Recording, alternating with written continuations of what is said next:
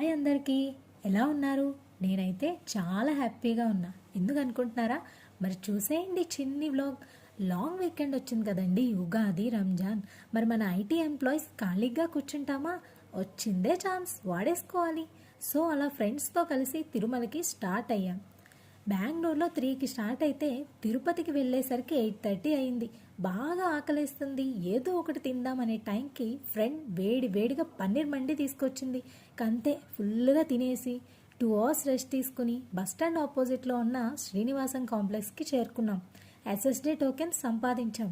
ఇవి ఇక్కడే కాదండోయ్, railway station దగ్గర ఉన్న విష్ణు నివాసం, అలిపిరి దగ్గర ఉన్న భూదేవి కాంప్లెక్స్లో కూడా దొరుకుతాయి. ఎవరన్నా ఎస్ఎస్డి టోకెన్స్ అక్కడ ట్రై చేయండి.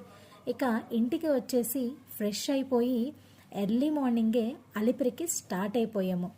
సమ్మర్ కదండి, మీరు కూడా ఎవరైనా సరే మెట్ల ద్వారా తిరుమలకి వెళ్దాం అనుకుంటే ఎర్లీ మార్నింగ్ రావడానికి ట్రై చేయండి. మెట్లు ఎక్కే ముందు కొబ్బరికాయ కొట్టి మెట్లు ఎక్కడం స్టార్ట్ చేశాము. మేము వెళ్ళిన రోజైతే ఎండ తక్కువగానే ఉండింది. మెట్లు ఎక్కుతూ ఉంటే ఇలా అలసట తెలియకుండా మధ్య మధ్యలో ఈ క్యూటీస్ వచ్చి అలా పలకరిస్తూ ఉండేవి.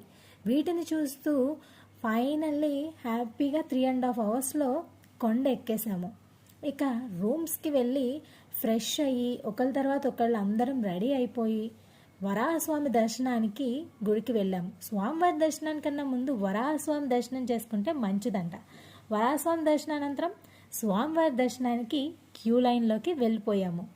ఇక మా దగ్గర టోకెన్లు ఉన్నాయి కాబట్టి 6 అవర్స్లో దర్శనం కంప్లీట్ అయిపోయిందండి. దర్శనం అవ్వగానే ఇక తిరుమల నుంచి తిరుపతికి స్టార్ట్ అయిపోయాం. కొండపై నుంచి తిరుపతి సిటీ వ్యూ చాలా అంటే చాలా బాగుంది. మీరు కూడా లుక్ వేసేయండి. బాగుంటే like, share and subscribe. Will meet in another vlog. Bye.